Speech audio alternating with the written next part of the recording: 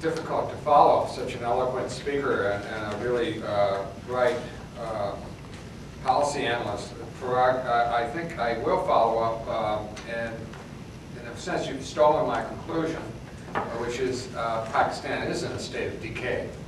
And second, since you don't like the failed state scenario, I'm going to sort of drop the scenarios and rather get into some of the issues that I wrote about in this piece of paper. Has anybody read this piece of paper? It's just a few? Okay. I hope you don't mind if I go through it, because it really was a compression of a 40,000-word study that I had just completed last month into a 900-word essay. It's the essence of what I think people are talking about and thinking about today. First of all, I want to thank Carter for inviting me. I live in London, but I come here frequently because I write studies for the U.S. government on what I see and people I talk to in London, and I'm just very delighted that you were able to pull this together so late in the spring when you guys have your finals coming on. Hardly a day goes by without our hearing about the mounting instability of Pakistan and the growing strength of the Taliban.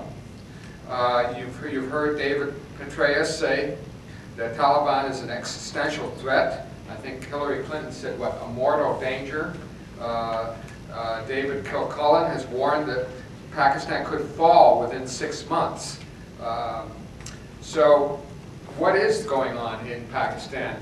Is this deal in SWAT that we read about 2 weeks ago, where the government basically ceded authority, the rule of law has been transferred from Pakistan system to a Sharia law system run by the local Taliban. Is that a signpost for the future? Is that going to be replicated elsewhere in this area called the Northwest Frontier Provinces? These are some of the issues that I want to discuss in the first part of my talk, and then I wanted to get back into some of the general issues of where Pakistan is heading. And then I hope we can have some Q&A, because I think Parag and I complement each other and see Pakistan pretty much the same way. Basically, we see it as a subject in and of itself. It's not Pakistan-India. It's not AFPAC. It's Pakistan. It's a huge country. Not only that, but it's going to be one of the 6 largest, it is the 6th largest country now, but it's going to be truly one of the mega states, because, and I don't think this is a particularly good thing, but it could be a good thing if they play their economic and educational system right. They are growing quite rapidly. They will be 300 million people by 2050. They will be 250 million people by 2030. So this is a very, very large country. Even if it's smaller than India, compared to everybody else, it is a very large country. Now, what we're seeing in the Northwest Frontier Provinces right now is a strategy, I would say a number of strategies by the Taliban to indirectly take control over areas. And we're seeing in action the entropy, or the decay of the state. There are 6 strategies that I've identified that the Taliban are using. And keep in mind, they don't have to succeed in all 6 of these strategies. One is they engage in multiple fronts. They may go into SWAT, but they may also go into Bunair, they may also go into Dirk. They can go across these very difficult terrain because they know the terrain, and it's easy for them to get across. But the army cannot fight more than 2 or 3 fronts. So they have an advantage by going at multiple fronts. Second, they leverage local demands. In SWAT, one of the things that was so successful for them, in addition to the total alienation with the judicial system that's so corrupt and endless, is the fact that you have a landlord-landless friction. It's basically right out of a communist revolution in the early part of last century. But here, the Taliban, basically persecuted the landlords, drove them out, and leveraged the local grievances of the serfs, if you will, in the area. Third, they pursue soft control over urban areas. They don't need formal control of it. They don't mind if You have the policemen and the civil authority in the daytime, you know, walking around as if they're running the show. But at nighttime, you can be sure that the Taliban are running the show. Fourth, they exploit sectarian, primarily anti-Shia conflict. This is very interesting that the Taliban are actually linking up with an anti-Shia group in Punjab, which is very not only interesting but disturbing, because if you have a kind of alliance of these groups between Punjab and the Pashtun, it's no longer just isolated to the northwest frontier province.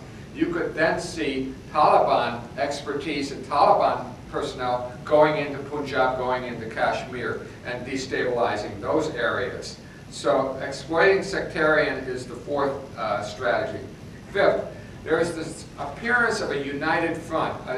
Parag mentioned that Taliban itself and the Islamists themselves are many, many groups. The Taliban are very local. You have Taliban in Afghanistan, you have Taliban in Pakistan, you have Taliban in Swat. They're all quite local, but they create the appearance of a larger entity, and that helps. It gives cover to some of them. It shows that they're part of a larger, a more successful front. And finally, and most important, the Taliban strategy has been to press for compromise arrangements which provide face-saving ways for the government to allow de facto and implicit control and governance to pass to the Taliban. And that's exactly what the SWAT deal was about. Now, does this mean that Pakistan is falling apart? Does this mean that the nuclear weapons that they have, some people say they have as many as 100, I think they have maybe 60 to 70, but nobody really knows. Does this mean that they're going to fall into the hands of these crazies? No, it doesn't. Pakistan has one of the largest standing armies in the world. Within the Army, it has an elite strategic plans division, which was set up in the wake of the A.Q. Khan revelations.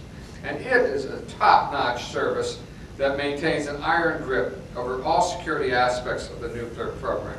So it's really a bit of a leap to say that the Taliban taking over Swat and getting 60 miles close to Islamabad and possibly cutting off the highway between Islamabad and Peshawar is tantamount to the downfall of the state, the collapse of the nukes into Al-Qaeda's hands. It's a little bit, that's a step too far.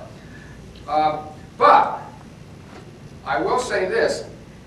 When I did my study, I thought of three scenarios, one of it, which is the dreaded failed state scenario, and I take Parag's point. The other was kind of a muddling through, which is slightly better than failed state. It's exactly what it's been doing for 61 years.